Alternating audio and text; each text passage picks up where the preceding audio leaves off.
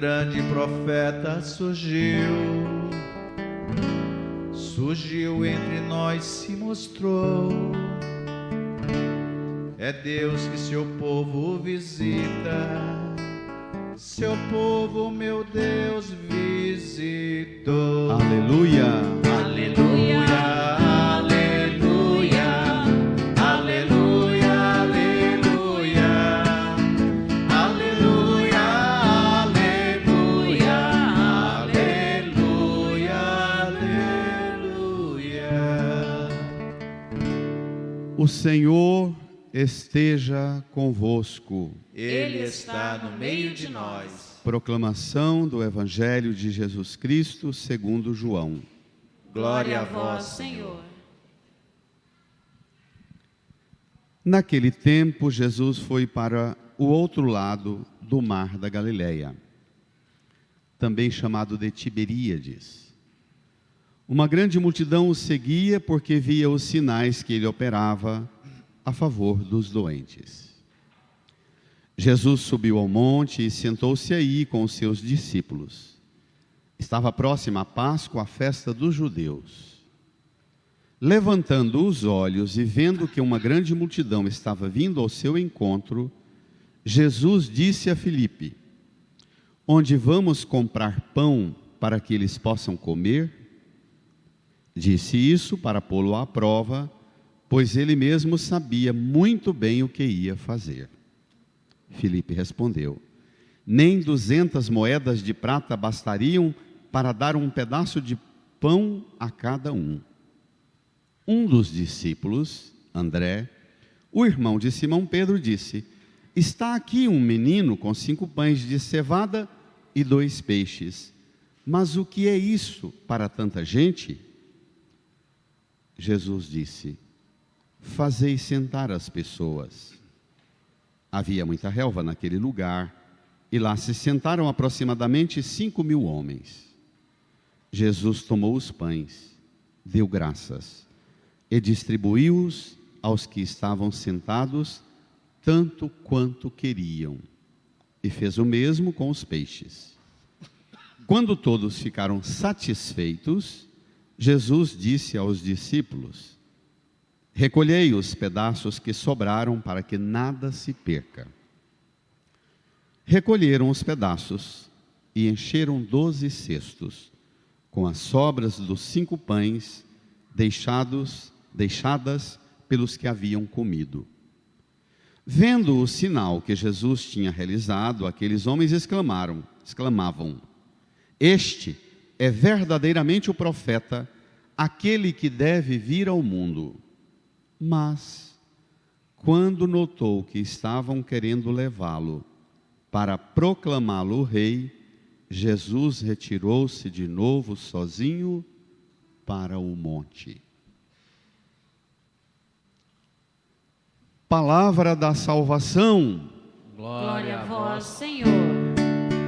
Aleluia, aleluia, aleluia, aleluia, aleluia, aleluia, aleluia, aleluia.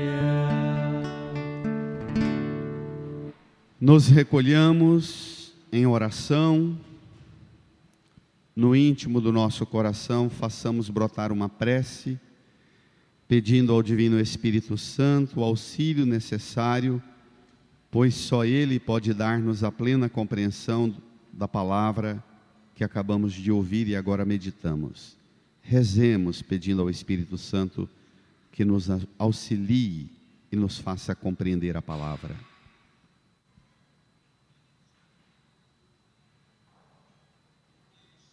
Irmãs e irmãos, nós estamos percorrendo um caminho ao longo deste ano, de novembro a novembro, a leitura sequenciada do Evangelho de Marcos. Hoje nós fomos a João e nos próximos 5 domingos vamos continuar com o Evangelho de João e todos os próximos domingos com o capítulo 6 de João. É um capítulo enorme. É um dos maiores capítulos da Bíblia. 70 versículos, enorme. E é de propósito que a igreja escolhe, naquela sequência que a gente estava caminhando com o Evangelho de Marcos. Jesus, domingo passado, ouviu a multidão, sentiu compaixão porque eram como ovelhas sem pastor e começou a ensinar-lhes.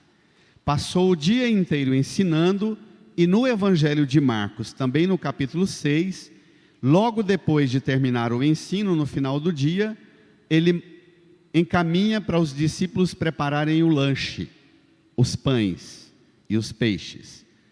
O evangelista João escreveu o seu evangelho 30 anos depois de Marcos. Marcos escreveu o evangelho pelo ano 70, João lá pelo ano 100. 30 anos de diferença para a época do primeiro século da igreja corresponderia hoje a 3 séculos. É muita coisa, muito acontecimento que vai determinar o futuro inteiro da igreja e do cristianismo. Então, o evangelista João detalha caprichosamente no capítulo 6 do seu evangelho uma narrativa da multiplicação dos pães e um desenrolar posterior da multiplicação dos pães, por uma razão muito simples. Notem, nos 4 evangelhos, se você ler, você vai encontrar 6 vezes a narração da multiplicação dos pães. Em Marcos e em Mateus, Jesus multiplica os pães por 2 vezes. Em João e Lucas, somente uma vez. Em todas essas narrativas da multiplicação de pães, ela marca o ápice e o termo da atividade de Jesus na Galileia. A partir de agora, o confronto na Galileia, Jesus marcha na direção de Jerusalém, que vai ter o desfecho da sua paixão. Então, o resto do Evangelho de Marcos, que a gente vai retomar depois no capítulo 7, já vai desencadear todo o procedimento das tensões e conflitos que culminarão na paixão. Então, em todos os evangelhos, a multiplicação dos pães é ápice e termo da atividade de Jesus na Galileia. É um momento da opção decisiva, fé ou recusa. O evangelista João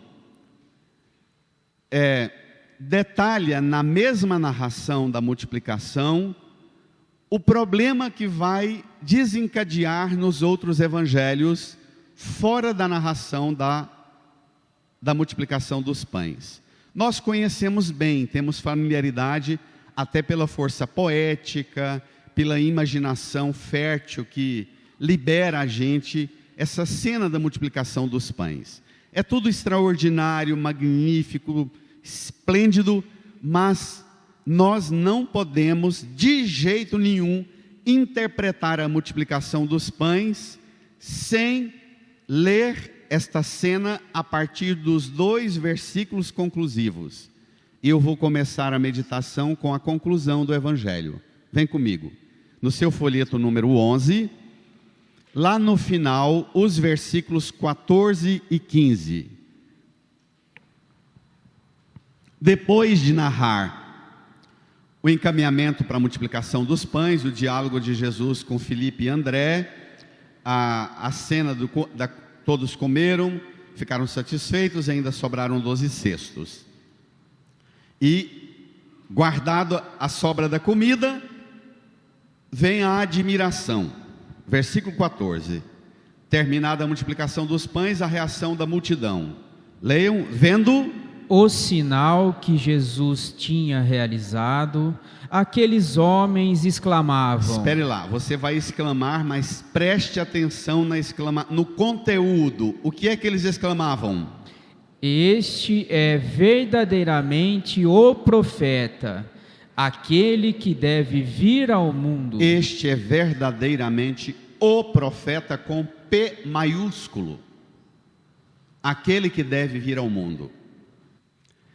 Este profeta esperado, ele está intimamente vinculado a um tema há dois temas importantes na história de Israel.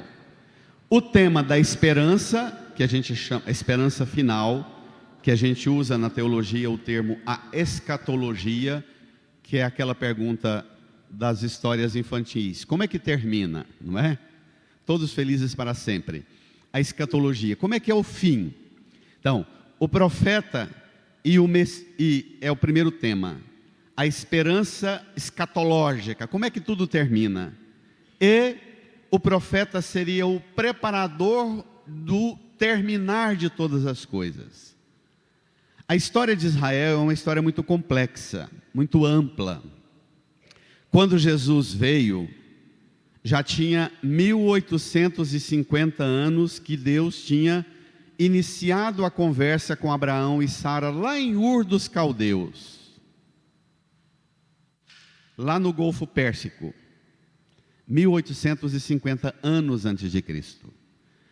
Daquele diálogo de Deus com Abraão, sai da tua terra e vai, Sara vai ficar grávida e você vai ter uma descendência numerosa, conte as estrelas do céu, as areias da praia, assim será a sua descendência numerosa, e eu vou te dar uma terra fértil, onde você vai sustentar sua tribo e será a minha aliança, o meu povo para sempre. Essa é a promessa, esse é o ponto original da fé e da esperança bíblica, da esperança do povo de Israel. Dali, de Abraão e Sara, eles saem de Ur dos Caldeus, caminha na direção da terra prometida, ocupa as margens do rio Jordão, fica lá 200, 300 anos, vem uma grande seca e o povo, os descendentes de Abraão e Sara, têm que vender sua liberdade em troca de comida para o Egito, lembra? José do Egito e os irmãos que prendem o irmão, joga na cisterna, aquela cena que todo mundo conhece. Então, a partir dali, a história poética, quase mítica, daquela tribo feliz nas margens do pedaço de terra mais fértil do mundo no Vale do Jordão, vai ser arranhado e ferido, porque vai ser uma sequência terrível. Ficam lá no Egito de 70 a 200 e poucos anos. Em 1250, eu estou falando de 70 a 250 anos, porque na história antiga é assim. Essa coisa precisa que a gente quer de análise de laboratório, a gente não pega assim não, e quem arrisca pegar acaba cometendo blefes históricos assim tremendos.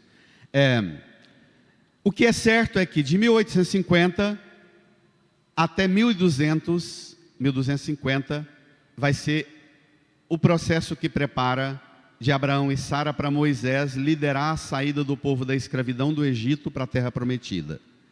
Volta para a terra prometida, a terra está ocupada pelos cananeus e filisteus, é aquela luta lá da ocupação da terra prometida, um embate que termina com aquela loucura violenta do livro de Josué, que é um livro tão violento,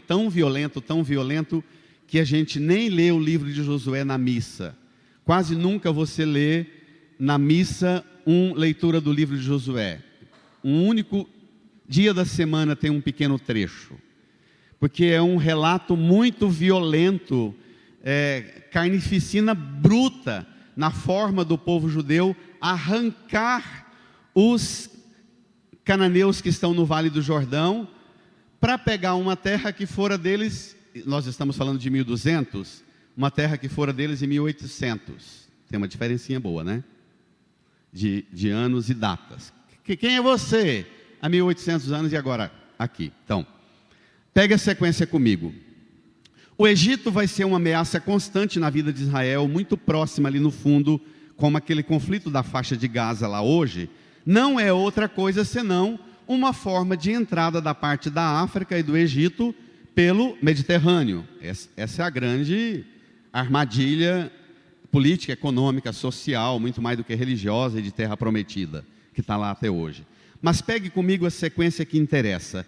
Nós estamos falando da esperança, o profeta e o Messias.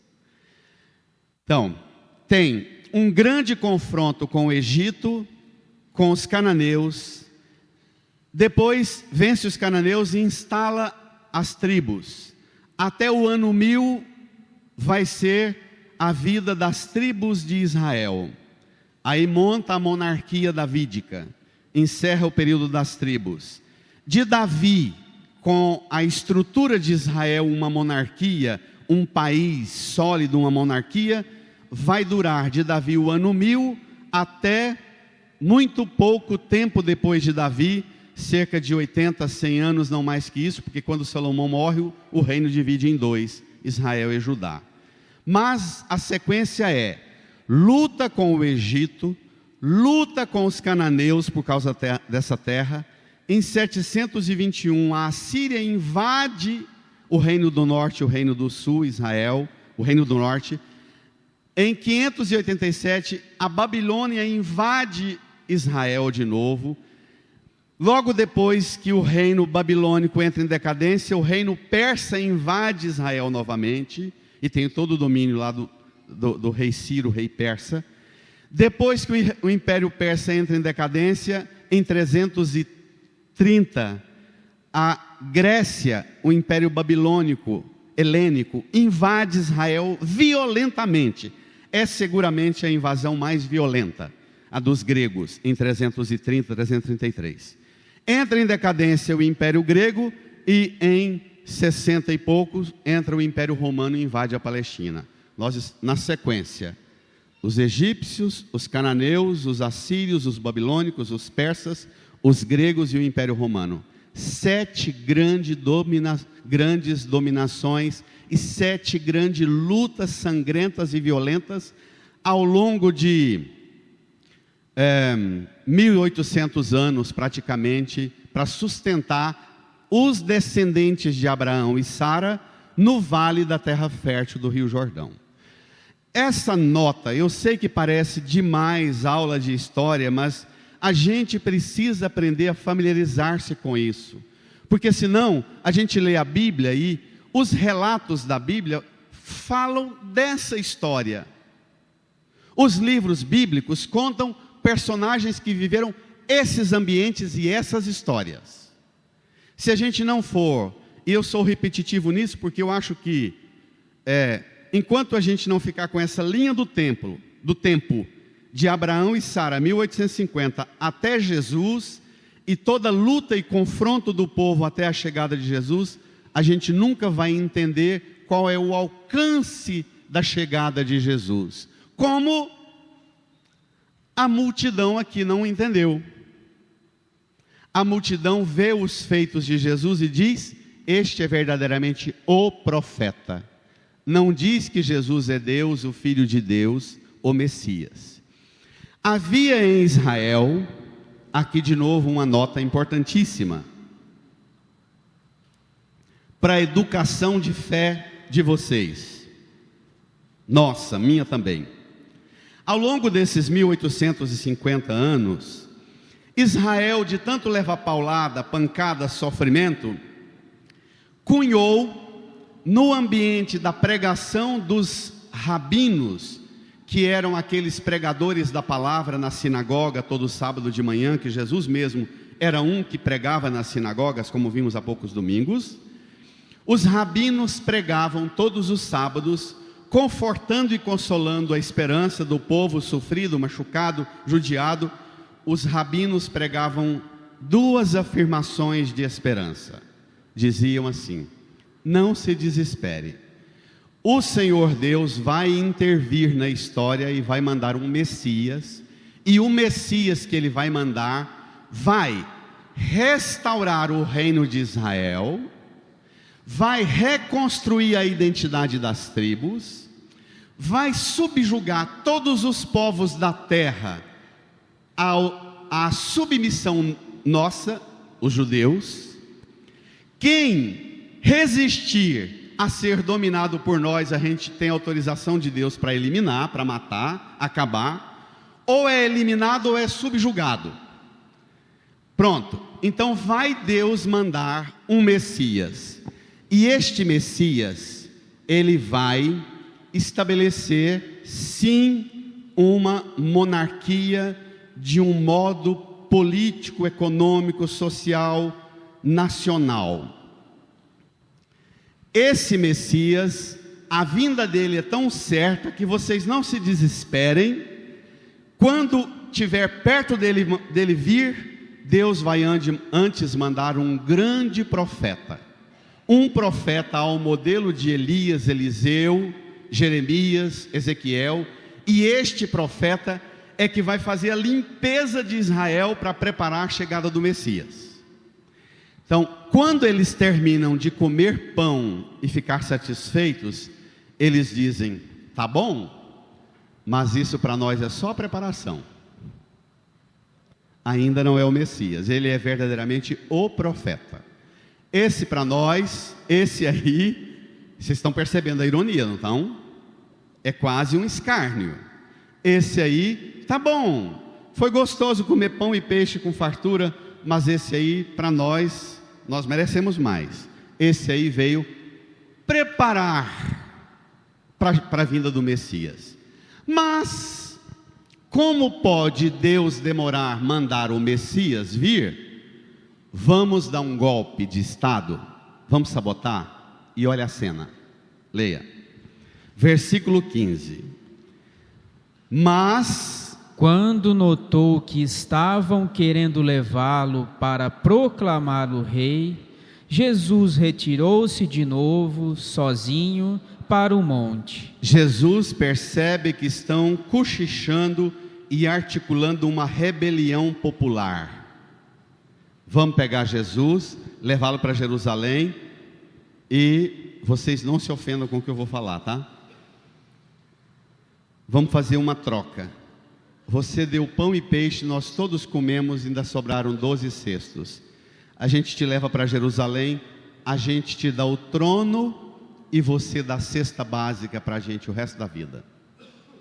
Benefícios sociais, R$600, R$500, tá bom, para que melhor que isso? Está entendendo a lógica? Vocês estão lendo o jornal do dia, não estão?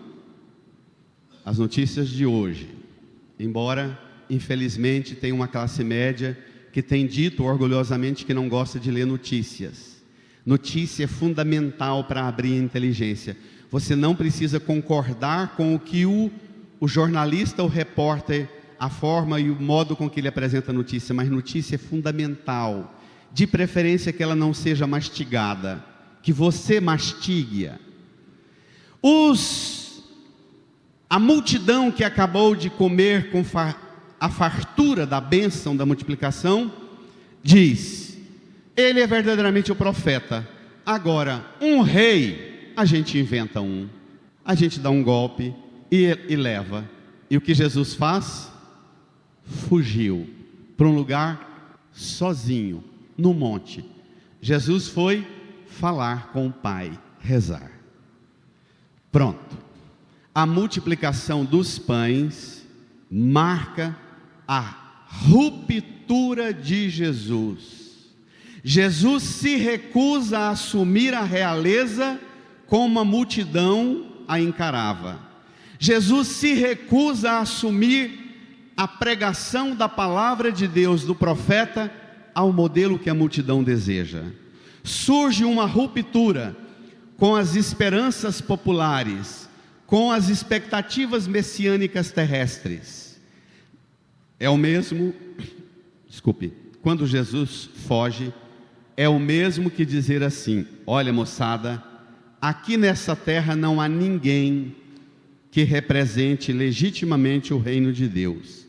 O reino de Deus é de Deus, e vocês querem transformar Deus num chefinho do reino de Israel. Está entendendo a desproporção? Israel, 200 quilômetros de comprimento, 100 e pouco de largura. Eles querem que Jesus seja um reizinho de Israel, e Jesus vem para representar o reino de Deus, o reino dos céus. Olha a amplidão. Visão estreita. Pela primeira vez, uma ruptura. Mas para a gente entender essa ruptura, nós temos que entender o problema central da fé. Vamos lá? No começo do Evangelho.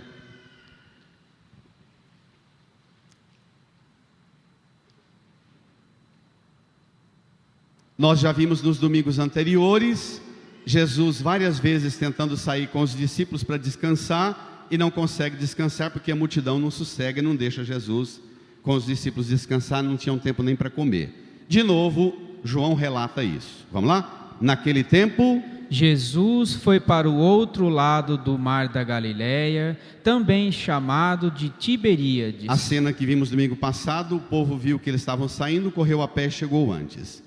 Continua, versículo 2. Uma grande multidão o seguia, porque via os sinais que ele operava a favor dos doentes. Via os sinais. Uma nota importantíssima. O evangelista João,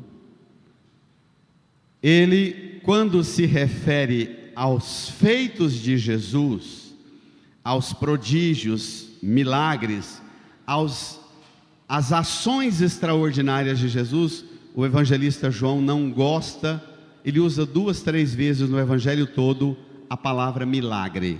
Ele substitui a palavra milagre por sinais. Porque gente que põe a fé no Deus dos milagres, o milagre, na maioria das vezes, faz você parar a sua vida, a sua caminhada de fé naquele fato. Você todos os anos vai lá em Aparecida do Norte ou no Divino Pai Eterno para agradecer aquele milagre. O que ele diz para você hoje, você não tem noção, nem quer saber. Não, eu devo ao Divino Pai Eterno porque ele curou meu filho e pronto. O milagre comumente ele pode fazer a gente correr o risco de interpretá-lo mal e transformá-lo num ponto de estanque. E o evangelista João diz, não, que o milagre tem que ser sinal para fazer você avançar, como sinal de trânsito, para garantir que todos caminhem, avancem e cheguem e não ocorra nenhum atropelo. Então, o povo viu o sinal que Jesus operava a favor dos doentes e foi. Pronto, João situa, versículo 4, estava próxima a Páscoa, a festa dos judeus.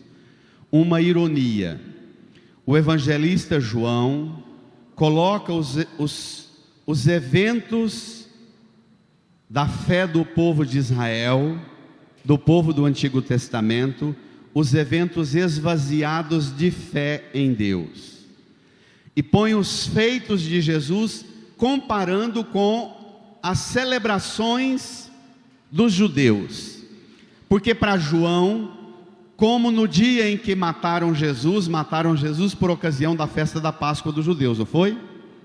A festa dos judeus é a ocasião para manifestar mais a incredulidade deles do que a abertura deles à ação de Deus. Então o evangelista João faz uma severa correção e crítica ao modo de interpretar a fé do povo do tempo de Jesus, que matou Jesus inclusive por ocasião da festa da Páscoa. Pronto, introduzido isso, lá vem a cena. Versículo 5, toda a igreja, bem acordados, leamos. Levantando os olhos e vendo que uma grande multidão estava vindo ao seu encontro, Jesus disse a Filipe: onde vamos comprar pão para que eles possam comer? Espere lá. Jesus levanta os olhos, vê uma grande multidão e diz a Filipe: onde vamos comprar pão para que eles possam comer? Aqui, a pergunta de Jesus visa pôr à prova a maneira de pensar dos discípulos.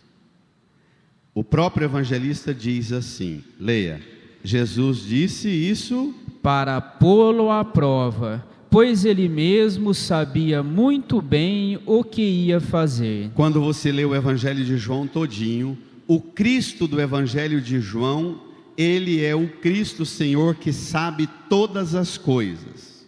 Ele não é pego de surpresa em nada. Ele é Senhor de todas as situações. Então ele diz isso para pôr Filipe à prova. Filipe, ao receber a provocação de Jesus, reage. Versículo 7. Filipe respondeu: nem 200 moedas de prata bastariam para dar um pedaço de pão para cada um. Espere lá. Discípulo que só sabe ver o problema. Jesus pergunta para ele onde vamos comprar. Jesus não pergunta com que meios vamos comprar. Ele pergunta onde vamos comprar. E Filipe olha o problema dos recursos que não temos para comprar. Aqui vai começar a apertar, tá? Prepara-te. Filipe, quando diz nem 200 moedas, uma moeda de prata equivaleria a uma diária de serviço pesado, de serviço braçal. 200 dias de serviço bastariam para dar um pedacinho de pão para cada um. Versículo 8, outro discípulo reage. Um dos discípulos, leiam. André, o irmão de Simão Pedro, disse: está aqui um menino com 5 pães de cevada e 2 peixes. Mas o que é isso para tanta gente? O que você vê nisso? 2 discípulos, igualzinho na sua casa, igualzinho 2 parentes, iguaizinhos os parentes que nós temos em nossa casa, ou nós mesmos às vezes somos assim. 2 parentes, 2 membros da família, que eles só gastam energia para levantar problema, não dão conta de gastar a mesma inteligência elaborando solução. Tem gente assim?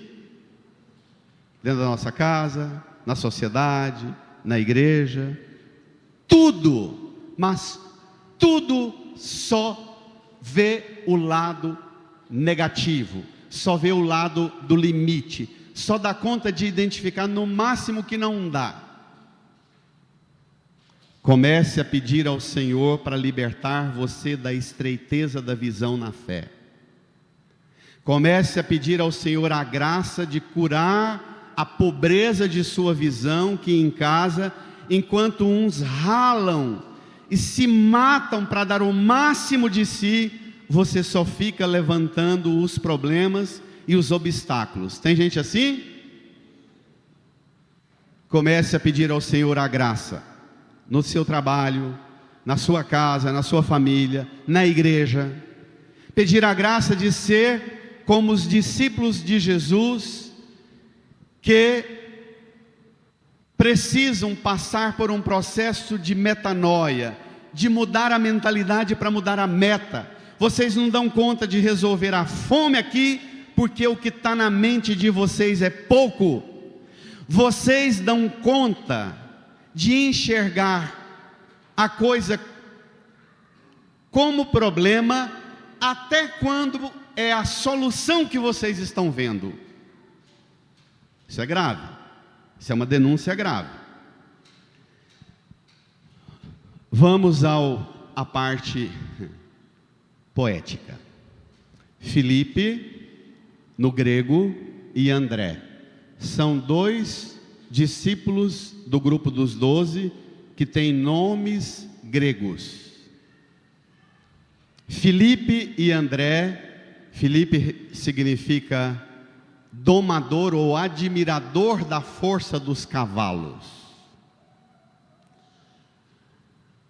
E André significa viril. Na linguagem, no goianês, é macho.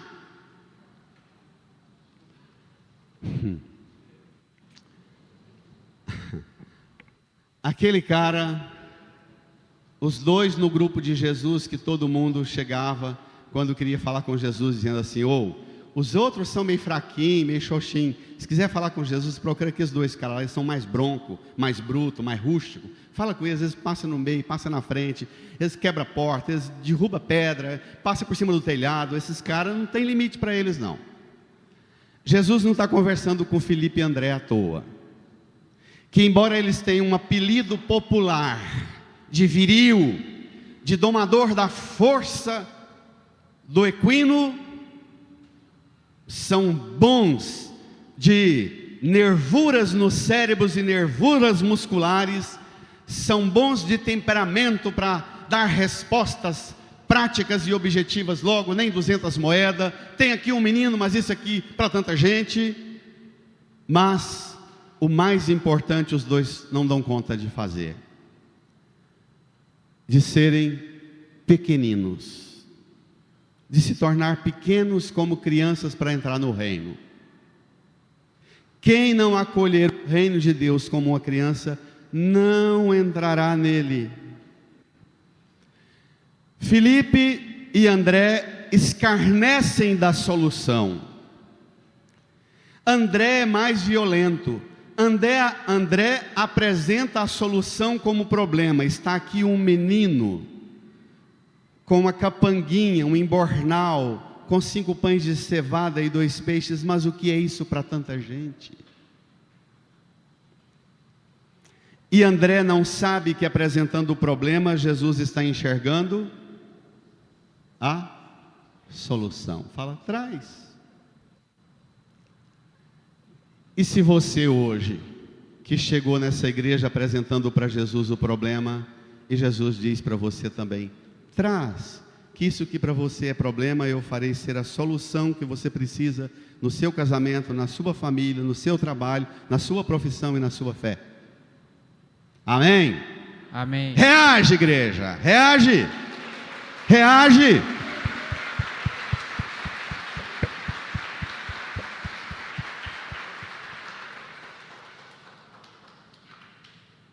Como é desgastante conviver com gente pessimista e que olha tudo para baixo. Como cansa, não é? Como rouba a energia da gente.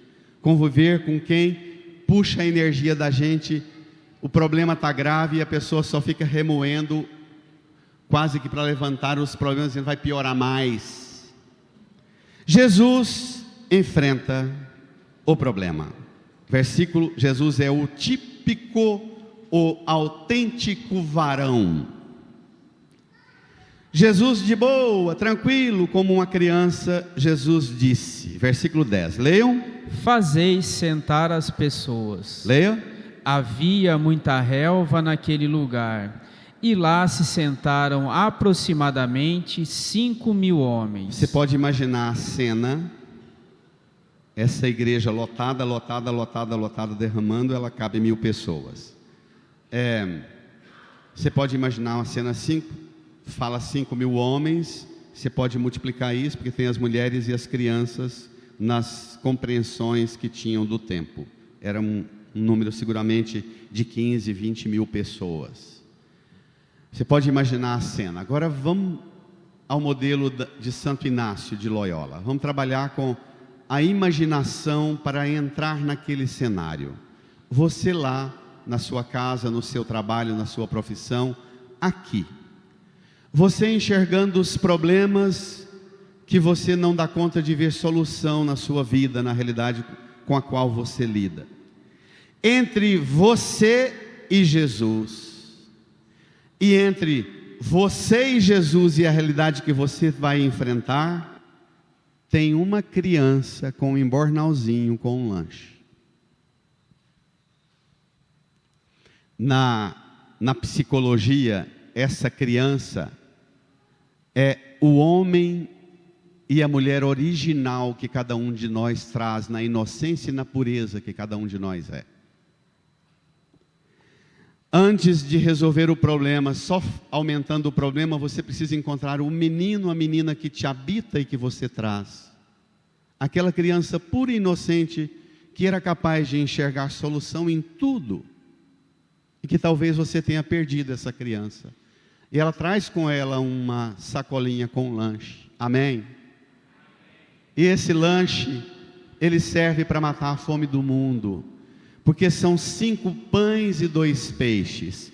5 pães, os sacramentos da Eucaristia, do matrimônio, o sacramento da crisma, o sacramento da ordem e o sacramento da unção dos enfermos. Os 2 peixes, o sacramento do batismo e o sacramento da penitência, da confissão, que brotam da água e do sangue de Jesus. A capanguinha, o embornal que o menino tem com 5 pães e 2 peixes, que dá 7, é o embornalzinho do menino da catequese que carrega o conteúdo da fé, preparando para receber os sacramentos. E que com os dons do Espírito Santo que ele recebe no batismo, no sacramento e na crisma especialmente, com os dons do Espírito Santo, os 7 dons, cada menina e cada menino vira um homem, uma mulher capaz de enfrentar o mundo e vencer todas as tribulações do mundo. Amém? Amém. Reage! Reage!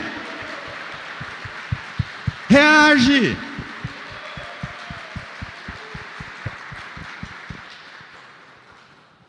Este menino, se tiver adormecido, acorde ele hoje, tá bom? Essa menina, desperta aquele inocente, puro de coração, inocente que você deixou adoecer, entristecer, decepcionar, perder a pureza. Recupera ele. Ele está muito mais perto de você que você imagina. Eu começo a chorar, tá?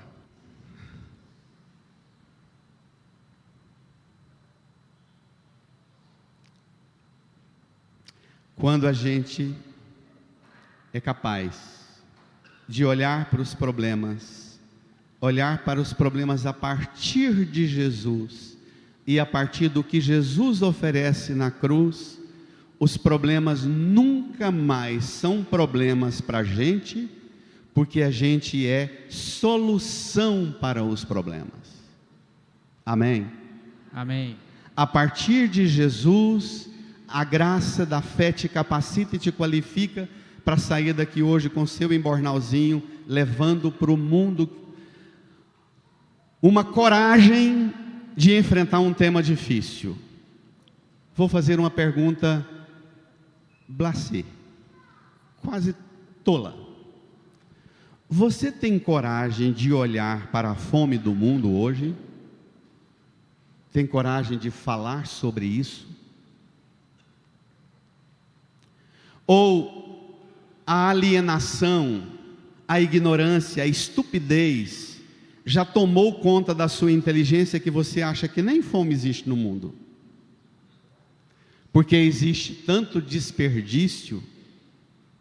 Se você pegar os dados de grandes institutos de pesquisa sobre o problema da alimentação e da sustentabilidade do planeta, todos os grandes institutos de pesquisa do mundo dão conta que, para matar a fome do mundo, ninguém precisa roubar na roça, no celeiro ou no supermercado de ninguém. Para matar a fome do mundo, bastaria que nós pegássemos a comida que nós desperdiçamos na beira das estradas, nas roças, nas indústrias, nos mercados e na geladeira da nossa casa.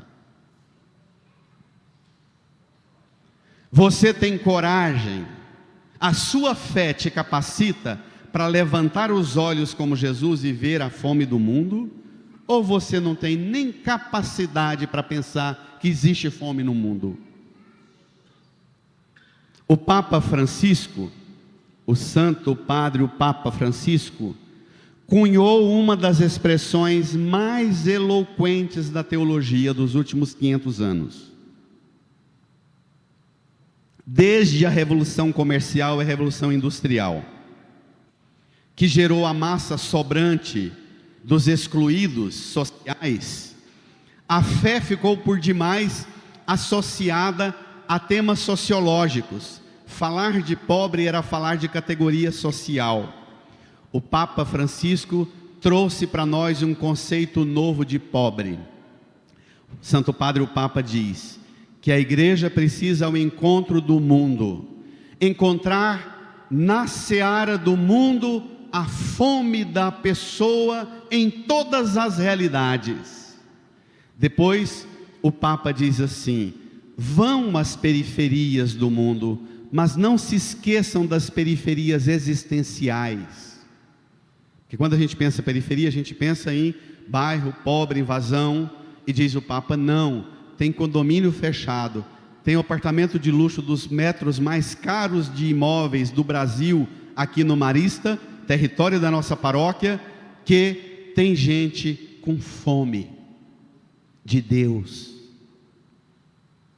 E o Papa diz que a gente tem que sair como igreja ao encontro das pessoas nas periferias existenciais, estejam elas no centro da fartura, do acúmulo, ou na miséria e na privação mais sofrida, no lixo e no escombro das ruas, ou nos bairros de periferia. Hoje, na verdade, muitas cidades grandes, os pobres são aqueles que se amontoam nos imóveis praticamente abandonados nos centros das cidades, depredados e tristes, como tem se tornado os centros urbanos do Brasil, não é?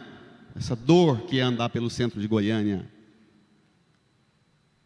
Você tem coragem de falar sobre isso? Você gasta tempo e energia para refletir que com o embornalzinho que você carrega, a fé, os dons do Espírito Santo, os sacramentos, você tem não só capacidade de enxergar a fome do mundo, mas você é também revestida de dons, de qualidades, de capacidades para ajudar a vencer a fome do mundo, da sua casa, da sua alma. Filipe e André, que só apresentava problemas, Jesus fala assim. Eu imagino Jesus chamando Simão, dizendo assim: Pedro, dá uma mão aqui, Pedro, me ajuda aqui. Põe Filipe e André, que só levanta problema, que não dá conta de ver solução para nada. Põe os dois para pôr o povo para sentar na grama, já está bom demais, né? Quem sabe eles servem ao menos para pôr o povo para sentar na grama. E olha, essa cena, ela é maravilhosa. No versículo 10, Jesus fala: fazei sentar as pessoas. Havia muita relva naquele lugar, e se sentaram aproximadamente 5.000 homens. Agora vem propriamente a cena. Versículo 11, brada a igreja. Jesus tomou os pães, mais solene, deu graças e distribuiu-os aos que estavam sentados, tanto quanto queriam, e fez o mesmo com os peixes. Continua. Quando todos ficaram satisfeitos, Jesus disse aos discípulos: brada, recolhei os pedaços que sobraram, para que nada se perca. Recolheram os pedaços e encheram 12 cestos com as sobras dos 5 pães, deixadas pelos que haviam comido. Primeira coisa é que a partir de domingo que vem, nos próximos 5 domingos, você vai ver a polêmica que vai virar.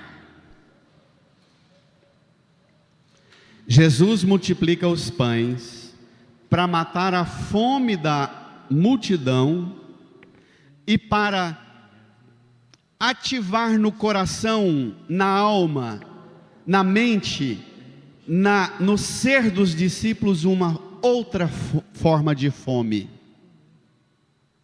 Ele pede a água da samaritana para provocar nela a sede de Deus. Ele pergunta para os discípulos por comida, para matar a fome da multidão, para ativar a fome de Deus nos discípulos. É método, é pedagogia catequética. Jesus, os gestos, tomou o pão, deu graças, distribuiu, são gestos eucarísticos. A partir do domingo que vem a gente vai ver toda reflexão sobre a Eucaristia nos próximos 5 domingos. Jesus dá aos que estão sentados tanto quanto queriam. Fez o mesmo com os peixes, quando todos ficaram satisfeitos. Pode pegar pesado. Na sua casa, nos momentos de refeição de vocês lá, vocês têm a alegria de transformar o momento da refeição, o ápice, aquele momento em que todos estão satisfeitos, felizes, agradáveis, dóceis, pacificados, reconciliados. A sua mesa na sua casa é lugar para você cultivar a graça da satisfação de estar junto, de alimentar junto, de receber de Deus o dom do trabalho, o dom do alimento para sustentar. Você recolhe as sobras e não deixa de desperdiçar nada?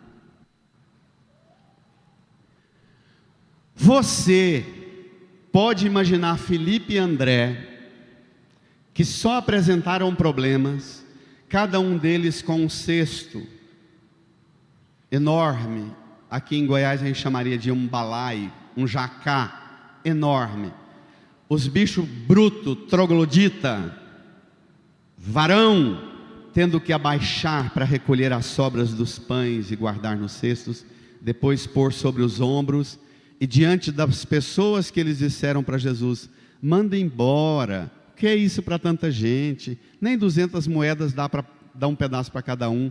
Você imagina a experiência humilhante, mas profundamente marcante no coração de Felipe e André, dizendo assim, na hora de levantar aquele cesto enorme, pôr no ombro e passar na frente de todo mundo, dizendo assim: por que eu não acreditei mais, né? Por que eu não escutei mais Jesus? Né? Permita que essa santa humilhação te seja possível também. Volte para casa hoje com aquele orgulho, com aquela humilhação de Felipe e André, dizendo: Senhor, eu precisava ter acreditado mais. Amém?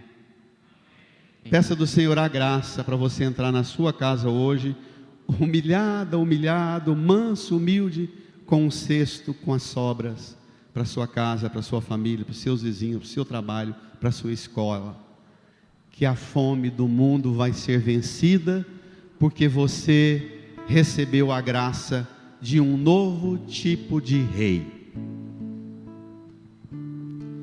Jesus, que se recusou a ser rei, o único lugar que ele foi declarado rei é naquela plaquinha que está lá sobre a cruz, que Pilatos mandou escrever: Jesus Nazareno, rei dos judeus. Naquela plaquinha você vê que tipo de rei é Jesus. O trono é a cruz da humilhação, a coroa não é de ouro, é de espinhos, o manto é de feridas, sangue, escarro, chicotadas. A glória é da humilhação de entrega de si.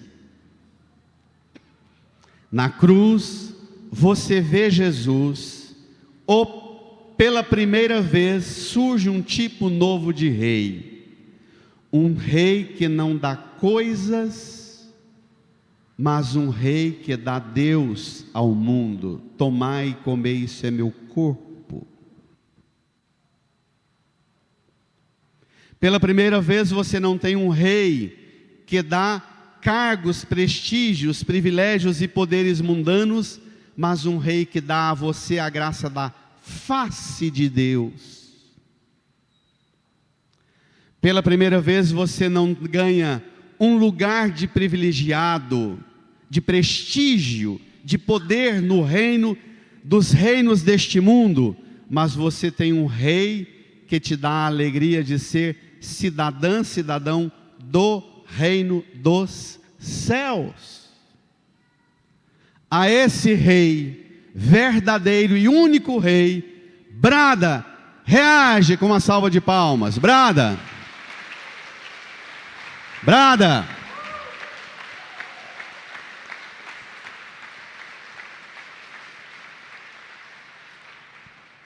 E peça para esse rei reinar na sua casa. Peça a Jesus para ser o pão que alimenta você para a vida de amor, para a vida de paz, de fraternidade, de respeito, para a vida de solidariedade, de fraternidade com o mundo, para a vida de engajamento, para ser instrumento que vê os problemas e que elabora as soluções para o mundo. Peça de Jesus a graça de hoje mesmo você voltar levando, como aquele menino, na criança que você traz em você, pura, inocente, você voltar para sua casa levando de novo para sua casa para a sua escola, para o seu trabalho, para o seu mundo,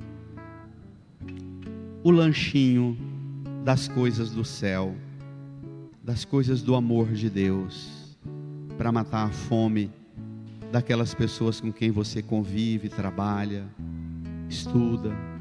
Fale com Jesus. Põe a mão no seu coração, renove a sua fé, restaure a sua aliança com Ele.